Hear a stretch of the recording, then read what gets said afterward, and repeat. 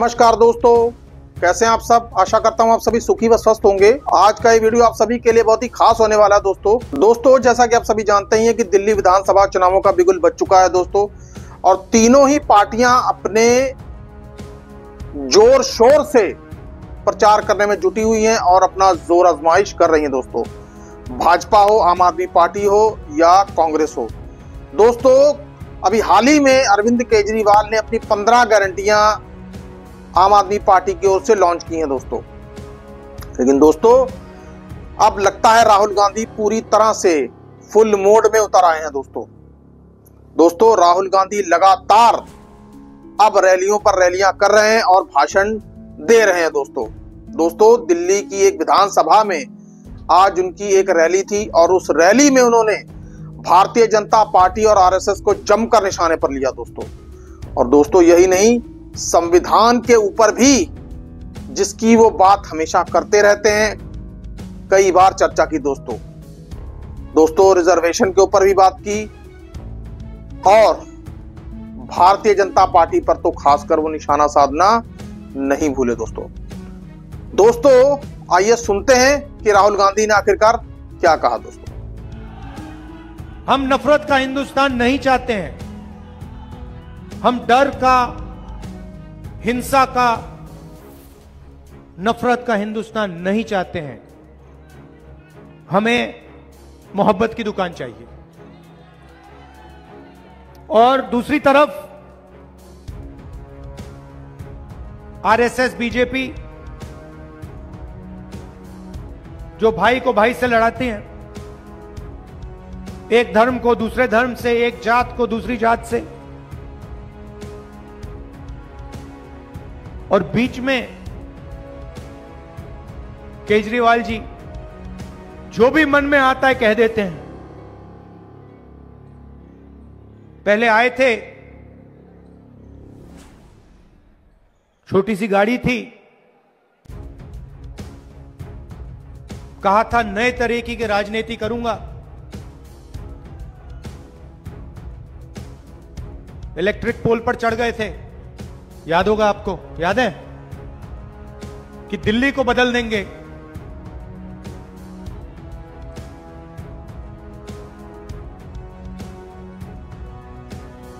और जब गरीबों को जरूरत पड़ी तो कहीं नहीं दिखे वो। जब दिल्ली में हिंसा हुई कहीं नहीं दिखे वो।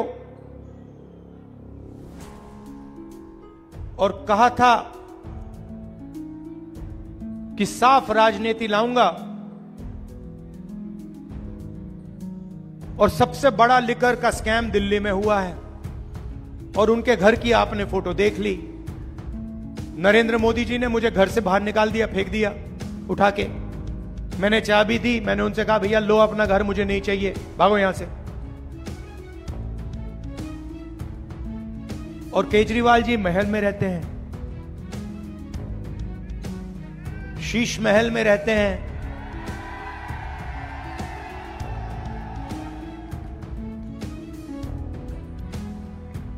तो यह सच्चाई है। और लड़ाई किस बात की है? लड़ाई संविधान की है, अंबेडकर जी की संविधान की, गरीबों के संविधान की।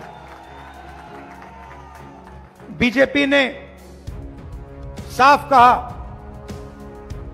400 पार और हम संविधान को बदल देंगे।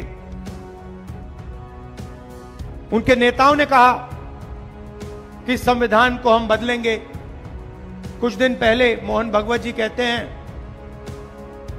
15 अगस्त को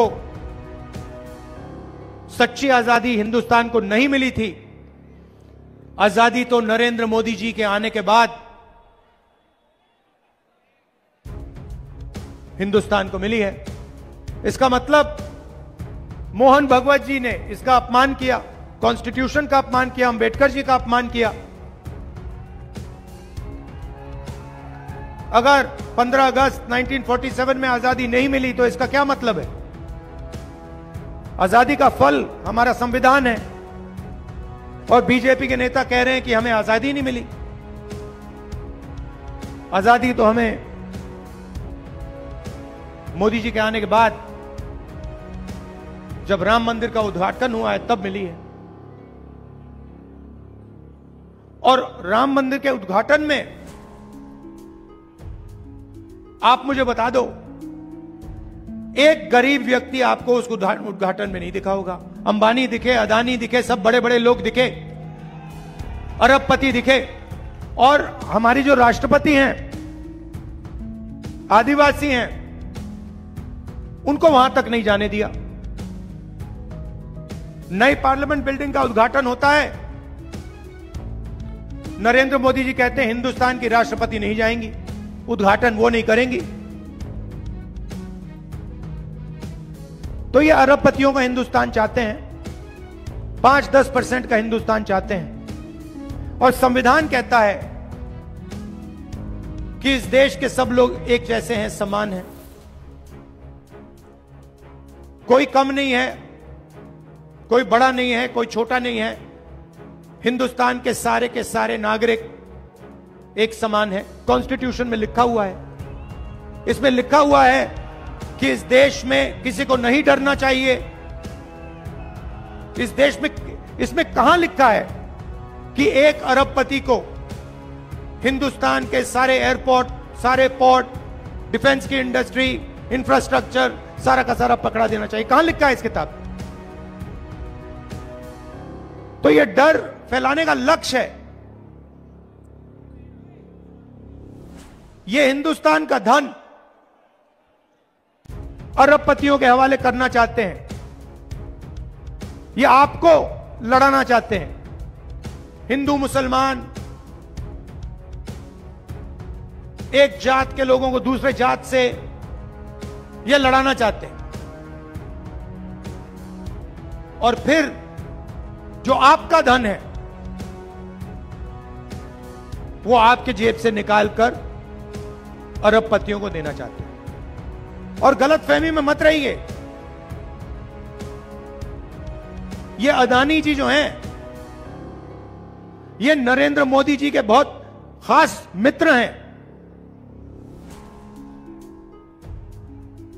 ये जो करोड़ों रुपए हैं, असलियत में ये अदानी जी की कंपनी है, मगर कंट्रोल नरेंद्र मोदी जी के हाथ में है। यह सच्चाई है। जीएसटी का पैसा आप देते हो,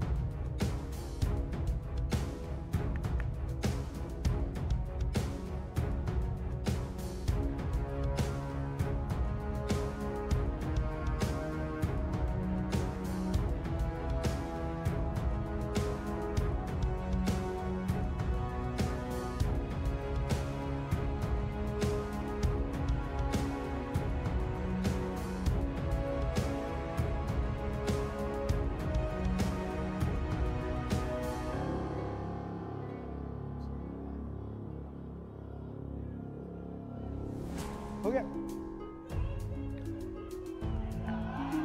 तो जीएसटी का पैसा ये जीएसटी लागू की इन्होंने, नोटबंदी की। आप सोचिए, नोटबंदी और जीएसटी को से किसका फायदा होता है? छोटे दुकानदारों का नहीं होता, छोटे बिजनेस वालों का नहीं होता, किसानों का नहीं होता, मजदूरों का नहीं होता, स्टूडेंट्स का नहीं होता, अरबपतियों का होता है। ये पूरा का पूरा इनकी जो पॉलिसीज हैं, ये सारी की सारी अरबपतियों की पॉलिसीज हैं। तो जीएसटी आप देते हो, आपने शर्ट खरीदी, वही शर्ट अगर अदानी खरीदेगा, जितनी जीएसटी आप देते हो उतनी जीएसटी वो देगा। आपने किसी रेस्टोरेंट में खाना खाया, जितनी जीएसटी आप दोगे उतनी जीएसटी अदानी देगा। तो जीएसटी आप देते हो। आप अपने बच्चों को प्राइवेट कॉलेज यूनिवर्सिटी में भेजते हो, लाखों रुपए लग जाते हैं, बैंक लोन लेना पड़ता है, खून पसीना देकर आप प्राइवेट यूनिवर्सिटी में, कॉलेजेस में अपने बच्चों को भेजते हो। बीमार होते हो, फिर से प्राइवेट अस्पताल में। आपने अपने आप से कभी पूछा है कि ये जो प्राइवेटाइजेशन हो रहा है, ये जो हमारे जेब से लाखों रुपए लिए जाते हैं शिक्षा के लिए, स्वास्थ्य के लिए, बिजली के लिए, पानी के लिए, ये किसके हाथों में जाते हैं? ये आपके हाथों में नहीं जाते। हिंदुस्तान को 5-7% लोग चलाते हैं।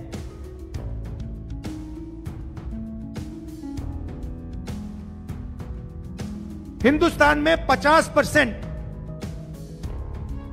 पिछड़ा वर्ग है, 15% दलित है, 8% आदिवासी है और 15% माइनॉरिटी है। सबको जोड़ दो तो 90% आबादी है। दलित, आदिवासी, पिछड़ा वर्ग, माइनॉरिटी। उसमें आप मुसलमान, सिख, ईसाई सबको जोड़ दो, 90% बनता है। 500 कंपनी हैं जो हैं हिंदुस्तान की सबसे बड़ी, ये मीडिया के जो मालिक हैं, अदानी, अंबानी, इन 500 कंपनी की लिस्ट निकालो। आप हैरान हो जाओगे, मालिकों की लिस्ट में आपको एक पिछड़े वर्ग का, एक दलित, एक आदिवासी, एक माइनॉरिटी नहीं मिल सकता, कोई है ही नहीं। उनकी मैनेजमेंट की लिस्ट निकालो, जिनकी 90% आबादी है, उनका आपको एक आदमी नहीं मिलेगा सीनियर मैनेजमेंट में। मुझे दिखा दो, नाम बता दो, अदानी की कंपनी में दलित व्यक्ति का नाम बता दो जो मैनेजमेंट में है, जो चला रहा है कंपनी को। करोड़ों रुपए की सैलरी है। आपसे कहते हैं कि भैया आप लोगों को बच्चों को कॉलेज यूनिवर्सिटी भेजना चाहिए, बड़ा सपना दिखाते हैं। आप लाखों रुपए कॉलेजेस में डाल देते हो, सपना देखते हो कि भैया हमारा बच्चा इंजीनियर बनेगा, डॉक्टर बनेगा, आईआईटी में चला जाएगा, आईआईएम में चला जाएगा। मगर आप सर्टिफिकेशन के लिए, ठप्पे के लिए अपने बच्चों को स्कूल, यूनिवर्सिटी, कॉलेज नहीं भेजते हो। आप इसलिए भेजते हो क्योंकि आप सोचते हो कि अगर हमने बच्चों को शिक्षा दे दी, इंजीनियर बना दिया, डॉक्टर बना दिया, तो उन्हें रोजगार मिलेगा। और देश की सच्चाई है कि आपको जो भी करना है कर लो, लाखों रुपए डाल दो, बच्चों को मेडिकल इंजीनियर जो भी बनाने बना दो, मगर आज के हिंदुस्तान में आपके बच्चों को रोजगार नहीं मिल सकता है। तो सपना आपको देते हैं, आपकी मेहनत का पैसा प्राइवेट यूनिवर्सिटी में जाता है, कॉलेजेस में जाता है। प्राइवेट कॉलेजेस यूनिवर्सिटी को आप लोग नहीं चलाते, उनके मालिकों की लिस्ट में आपके नाम का कोई है ही नहीं। आपके जेब से धड़ाधड़ पैसा निकलता है और फिर आपको पता लगता है भैया इंजीनियर बन गया, लॉयर बन गया, बीए कर ली, एमए कर ली, मगर मजदूरी कर रहा है बच्चा। ये गेम है और ये गेम मीडिया वाले करवाते हैं।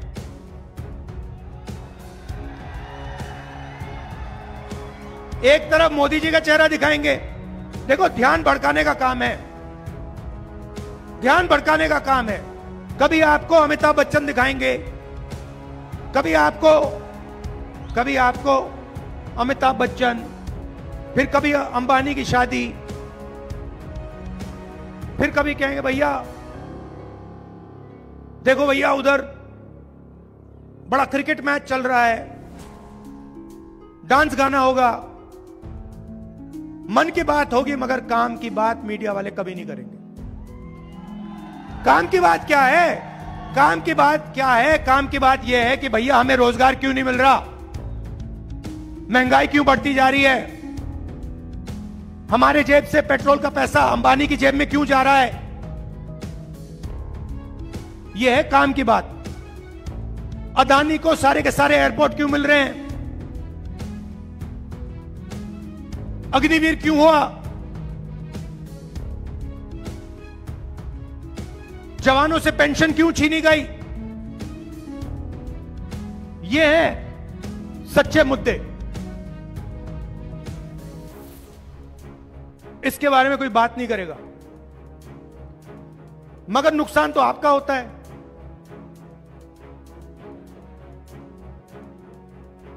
दुख तो आपको होता है, मेहनत आप करते हो, और होता क्या जा रहा है, अरबपतियों का हिंदुस्तान बन रहा है। 100-200 लोग हैं, उनका नाम आप जानते हो, अदानी, अंबानी, बिरला, टाटा। वो जो भी सपना देखना चाहते हैं देख सकते हैं, जो भी करना चाहते हैं कर सकते हैं। उनके बच्चे कुछ भी करना चाहें तो कर सकते हैं, मगर आप सपना नहीं देख सकते। आपको रोजगार नहीं मिल सकता, आपको महंगाई से राहत नहीं मिल सकती। क्यों? क्योंकि पूरा सिस्टम आपसे चोरी करने का, आपसे पैसे लेने का और आपके ध्यान को भटकाने का सिस्टम। तो हमने कहा, पार्लियामेंट हाउस में मैंने नरेंद्र मोदी के सामने बोला, आज तक हिंदुस्तान में पिछड़े वर्ग को अपनी सच्ची आबादी नहीं मालूम। मैंने नरेंद्र मोदी जी से बोला, एक काम करिए, पूरे देश में जाति जनगणना करवाइए कि पता लग जाए कि किसकी कितनी आबादी है और किसकी कितनी भागीदारी है। नरेंद्र मोदी ने एक शब्द नहीं बोला। जुडिशरी में 90% के कोई लोग नहीं हैं, प्राइवेट अस्पताल आपके हाथों में नहीं, प्राइवेट कंपनियां आपके हाथों में नहीं, प्राइवेट यूनिवर्सिटी कॉलेजेस आपके हाथ में नहीं। पहले आपको रोजगार मिलता था, पब्लिक सेक्टर में मिलता था, वो सारा का सारा उठा के बेच दिया। पहले आप सेना में जा सकते थे, अब कहते नहीं भैया सिर्फ 4 साल रहोगे, उसके बाद ना आपको पेंशन मिलेगी ना शहीद का दर्जा मिलेगा। यह फर्क है कांग्रेस पार्टी और उनमें। मैंने तो सीधा मोदी जी से कहा है कि देखो भैया, आप करो ना करो, हमारी सरकार आएगी, जहां भी आएगी वहां पर हम जाति जनगणना का काम एकदम शुरू कर देंगे और हम पता लगाएंगे कौन सी संस्था में कौन कौन लोग हैं इस देश में, किसकी कितनी भागीदारी है, और बदलाव लाएंगे। हमने यह भी बोला कि जो 50% रिजर्वेशन की दीवार बना रखी है कि रिजर्वेशन 50% से ज्यादा नहीं हो सकता, इस दीवार को हम उठा तोड़कर फेंक देंगे और दोनों चीज हम लोकसभा में, राज्यसभा में पास करवा के दिखाएंगे और यहां दिल्ली में हमारी सरकार आएगी तो हम जाति जनगणना करेंगे।